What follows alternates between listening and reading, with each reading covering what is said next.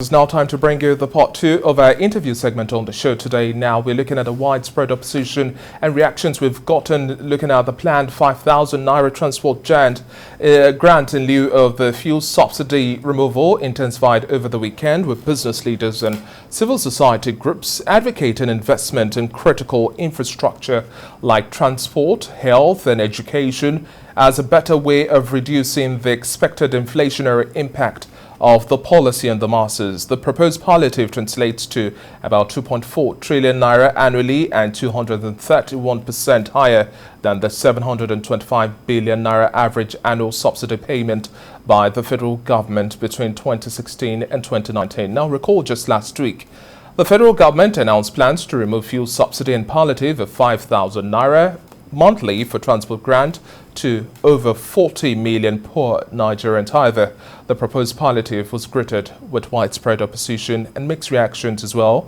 from the Senate, Nigeria Labour Congress, the Trade Union Congress and other critical segments of the society. Well, joining me now live in our Lagos studio to take some critical look at this development, I have entrepreneur and also the Group Managing Director of MG Val Gas Limited, Mr. Godwin Zomo. Thank you very much for joining us on the show today. Thank you, Daniel. I would want to have your thoughts on the fact that fuel subsidy is not sustainable in terms of economic sense. Now, we've had billions and billions of naira fuel subsidy payments. Just let's take, for example, the first 9 months of this year, it has been humongous. Why do you think we have to take an action on this and there's no room for further extension? Thank you very much. We must be in a hurry in this country because the world is moving so fast. And if we are not in a hurry to take action now, you know, politics, election is coming next year. And if you postpone it, because the present government have courage to do what they are doing right now. And if we don't allow it now, in 2023, the incoming government will not be able to do it because it will be scared of winning. You know, politicians, once they win election, they are already planning for the next election. So if you are not, if they don't, this man doesn't take that decision and remove this subsidy next year, which is just 30-something days from now, Nigeria, we are going to go around the circle again. Is the ability what we need right now? Are you happy that Nigeria is borrowing so much money to fund the budget? Do you know what that implies? Is that we are mortgaging our future, the future of our children. The issue is the basic thing that is involved right now, not that average Nigeria, everybody wants this subsidy to be removed. But the problem is this. Almost everybody doesn't trust the government that they will manage the resources properly. That is where the problem lies. And that is where we are here to proffer solution. Our idea is that we must tell government and the Labour Congress and the Nigerian Student Union, this is the way to go. Oil subsidy is a must now. What are some of the solutions you're bringing to the fore? Because we've had a whole lot of reactions, and for the average Nigerian, such a spike in energy cost is a deeper drill into their pockets. We have come to this point in our country, in our individual life, that there is a adage that you get to a point as a young man, you reach and tell yourself the bitter truth. And that is what we are telling ourselves as a nation. We have getting to this point that we have to tell ourselves the bitter truth, that the subsidy, is it sustainable? Can we sustain subsidy in this country for another 5 years? The economy will collapse. Nigerian government will collapse because there's too many things contesting for attention in Nigeria. You have the insecurity situation. You have bad roads across the nation. You have kidnapping, you have the economy is not doing well. People are getting into more poverty and the rest of them. How do we get ourselves out of this situation? Is to allow government to remove the subsidy, use the money to develop certain infrastructure. It's not, we should give palliative to 5,000. Nobody is looking for palliative. What people are interested in, what kind of infrastructure are you going to use this money to develop? Mr. Izomo, let me also button here now. You've largely stated your point in the sense that it's not necessarily sustainable, and it's one of the biggest mistakes we're still living with at this point in time. But for the average Nigerian now, in terms of, you made mention of the fact that so many millions of people are going down the poverty line year in, year out. Road infrastructure is still horrible. Transportation is pretty poor. How much of an investment, and how do you see us turning the tide around to favor us at this point in time? Because going by the antecedents, not much will change, irrespective of subsidy removal or not. No, okay, the president... In terms of the impact on the masses. Okay, the president was, in 1996, during the time of Abacha. Fortunately, this president, Buhari, was the chairman of PTF. When Abacha removed subsidy, he now established PTF, which the government, Abacha, gave the whole the differential of the subsidy to PTF to manage, to create create more road, put transportation in the highway. So what we are suggesting is that there are two ways to this. One, if you remove the subsidy, the private sector will begin to invest in the refineries, which will automatically create employment. If you remove subsidy, the refineries, they start building refineries, it will create more employment. Government cannot run any business. We have refinery in this country. Refineries are in this country, and they are not working. They are not working because they are owned by government. And when government want to sell the refinery, the Labour Congress will not allow them to sell the refinery to private sector to run the refinery like what is obtainable in other countries. But right now, we see inevitable. We must allow government to remove the subsidy. The private sector will set up refineries, whether smaller or big ones. They will establish their own refinery. Then in the process, they will create more jobs. If you establish 3 major refinery or 4 major refinery in this country of 1,000, look at the Dangote refinery. If by the time that refinery come upstream, the Dangote said it's about 40-something to 50,000 people automatic. Then when you look at the value chain that those 50,000 people will add times 2 or 3, you will know that that only one refinery will create almost 500,000. I like the fact that you've brought into the fore now discussions around the state of our refineries. Do you think we would likely see Dangote Refinery is an independent entity? You look at BUA is an independent entity as well. Now we have refineries where we have allocations being provided for rehabilitation and maintenance of these structures. But how disappointing is it that we still have to import large volume of petrol today? Refining is our major problem. And I would also like to have your thoughts as well. Some are also pushing for the conversation of bigger investment in modular refineries. Are those the solution to? Modular refinery is the solution. It's the way to go. You allow smaller people, private sector. That's the best approach we have for now? Yeah, for now. To rescue the system is modular refinery. We have to rescue because big refineries takes time to come upstream. But by removing subsidy, so that we can retain enough foreign exchange in country, people have to start investing in modular refinery. At what pace do you think we can move this? 2 years, 2-3 years. And what will be the best case and also worst case scenarios for such development? No, the best, you establish industry very close to where you have the reserves, the crude, because one of the problems Dangote refinery is going to have, why his price is going to be higher than every other price, because you need to transport transportation. Yes, you have to transport the crude from a very far distance through ships which is going to add to the value, add to the cost of production.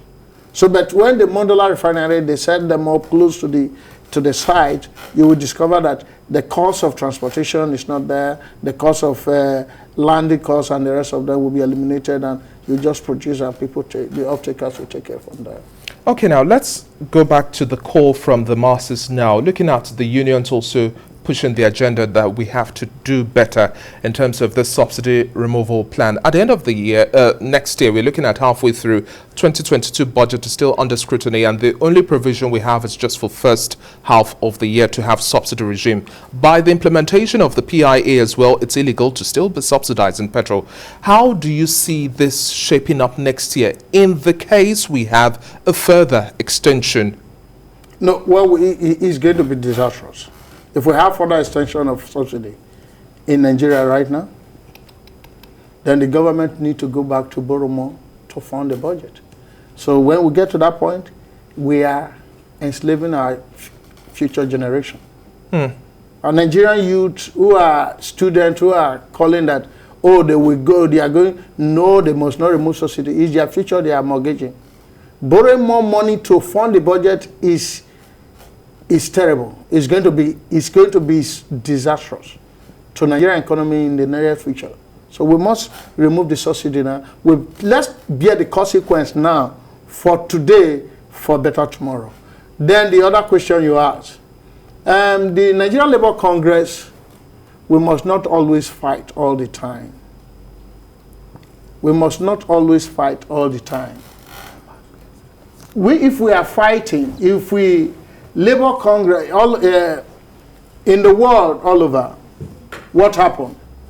People, there are times when people country get to, and even the worst enemy will come together and tell themselves the truth, that how do we move this nation forward? That is where we are right now. We have to collaborate with, private sector have to collaborate with government. The unions will collaborate with government. Non-governmental organizations have to collaborate with government. Where we find ourselves now, all of us must come, all hands must be on deck to support government, not because government is doing well, but we have found out that there is the problem, this subsidy removal is caused. The only problem you have here is that the people does not trust government. And because they don't trust government, that is why the private sector, the labor union, the activists and the rest of them have to come together and meet with government. How can we help you? Okay, Mr. Izomo, now the NNPC remains the sole importer of petrol at this point in time in the country.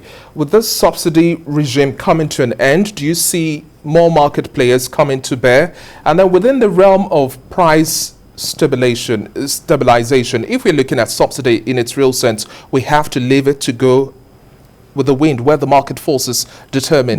Do you think we might likely be able to watch the realities as they turn out? Okay, let me tell you. The price peg we are expecting is 340 naira at this point in time. You cannot determine because oil price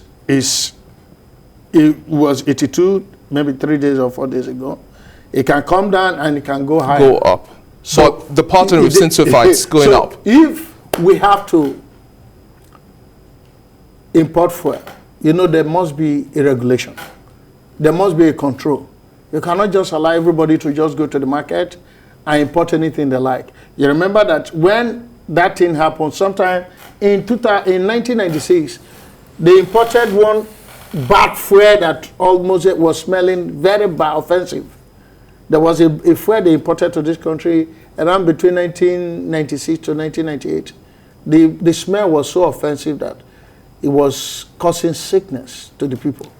So if you allow everybody to just go and import anything they like, it will cause problems. There must be a regulating body. NNPC will stipulate the type of, the quality of I'm talking of pricing here. The pricing? No, the pricing, The market force will drive that price. Because the landing cost of petrol at this point in time is one element we also have been a big contention here. And looking at the fact that we also say, well, we cannot continue to stay under this price peg of 162, 165 naira per litre being sold at retail pump price. How do you see this open market taking shape? In the first 2 years, you're going to have problem. There's be fluctuation of prices. But when the modular refineries start coming up, that's if. No, they are going to come up. They are going to come up. Because I'm doing something like that. Okay. We're in the process of discussing. We are doing the feed. So the engineering design right now. Using your businesses and as a case study now, like you've brought to the fore, how do you see this contributing to whether or not we'll have some sanity in that market? No, the sanity will be, in the first 2 years, there will be a little bit shaking. A shake-up. Yeah. But once you have a lot of modular refinery coming up in the next 2 years. And when they come up, they will reduce the price drastically because you will eliminate the price of a ship bringing the product. You will eliminate the price of clearing the product, the landing of the port, the cost of landing. You will eliminate that. So the people will be buying directly. But you know, the journey of 1,000 miles begin with a step. If you were to put a price peg to how much the average Nigerian will be buying petrol once the subsidy removal takes place, how much do you see things an average? When you talk about price, the price is driven by the market force of crude oil going up or coming down. Yes, going up at this point in time. By next year, how do you see? Let's just play pundit. Between 340 to 400 per litre. I think the average Nigerian can afford that.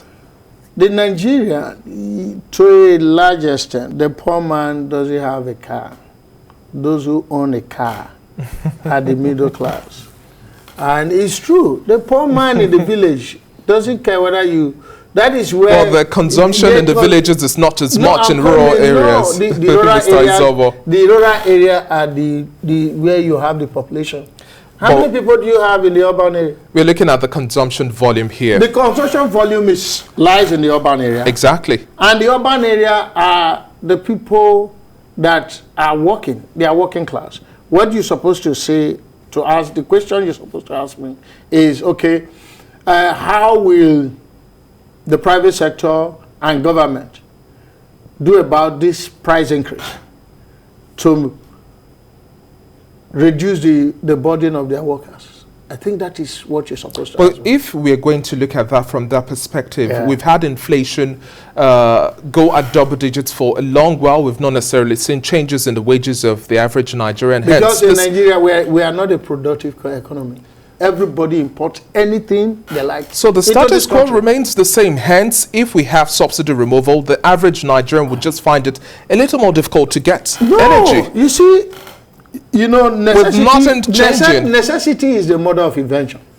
We are getting there. Do you see that it's difficult? CBN, to a large extent,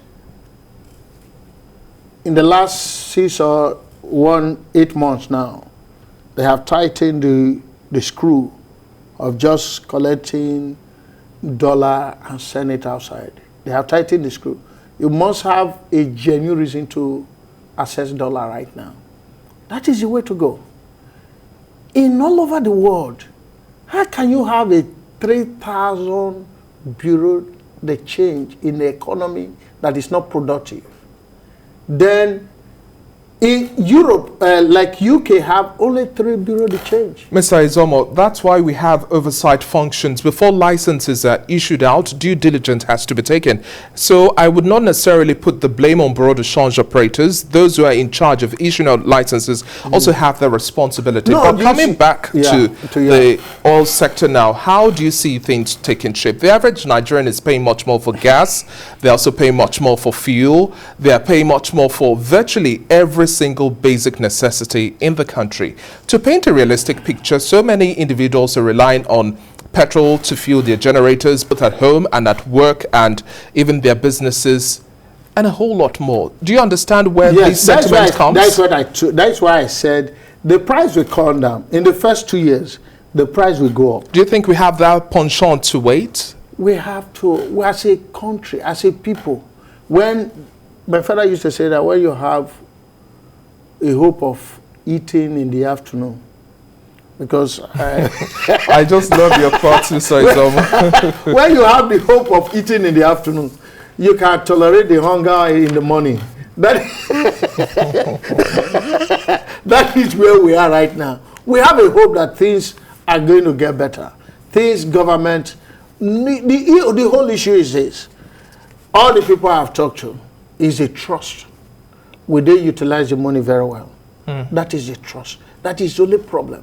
So now, the private sector, the Nigerian Labour Congress, and all the NGOs and the rest of them, we have to now dialogue with government. What is your plan? They have to give us a blue plan. By this time, I was expecting that Lai Mohammed would have come on board and start giving Nigerians their plan and tell Nigerians that, okay, in the next 2 years, this is what we are going to use the money to do. CBN will come up and tell Nigerians, okay, we will support private sector to open more modular refineries so that the price of petroleum product will come down within the next 3 years. That is what I expect them to start explaining. For people to buy into this subsidy, that is the only problem. Is the mistrust we have within the government and the people. And they have to come and explain. It's not Nigerians, we must not say everything government is doing. No. No, that's not the way to go. The 2022 budget is already underway in terms of scrutiny. Some of these issues you've raised right here ought to be the agenda of focus. What do you think would happen if these questions are not being asked? Which question?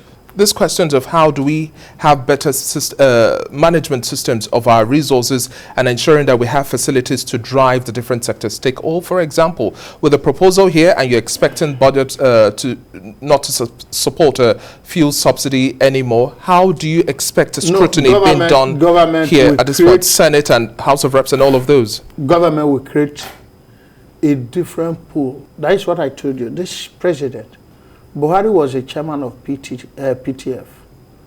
That PTF was the outcome of increment of petroleum product price during the time of Abacha.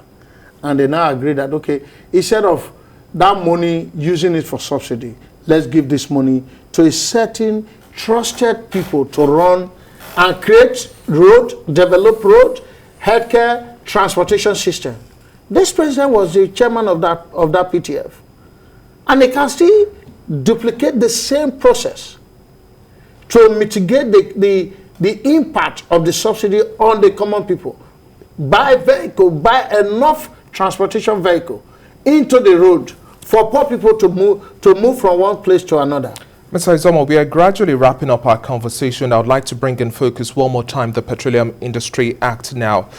We have different connotations of the concept of deregulation. Some say what we have is partial deregulation. Others say we ought to achieve full deregulation. What is the concept of deregulation and also bringing sanity to the oil and gas market, pricing especially?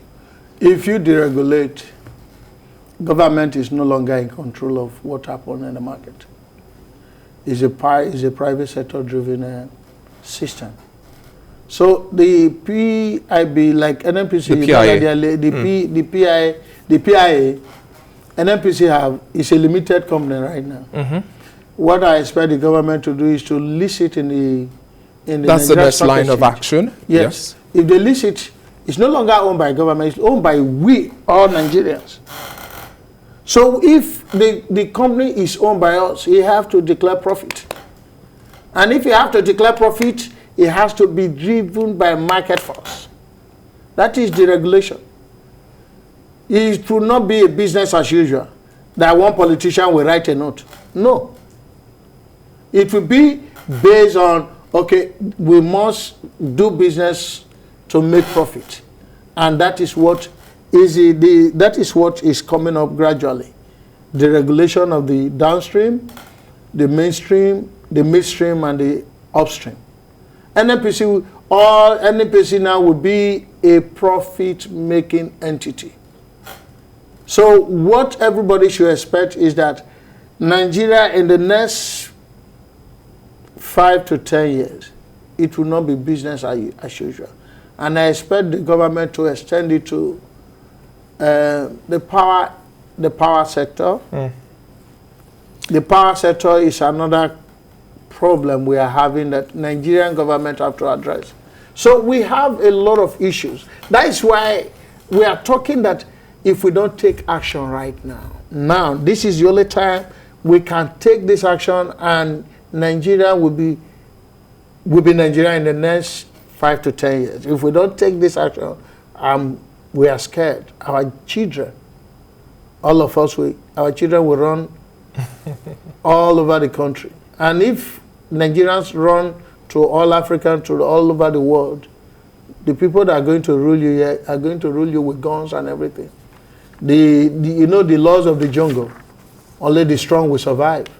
And that is where we are going. If we don't do it now, the kidnapping will increase, unemployment will increase, there will be insecurity all over the place. You will not be able to even drive your car, because the hunger that will be at that time in the next 5 years is not something that, because you will use all your foreign earning to service debt. Okay, Mr. Uzoma, thank you very much for your time on the show this afternoon. It's been a pleasure speaking with you. We keep our fingers crossed to see how things will play out, especially when we're looking at subsidy removal. I'll definitely have you come back to the set, and then we talk about this a little more when we see this removal take action. Thank you very much.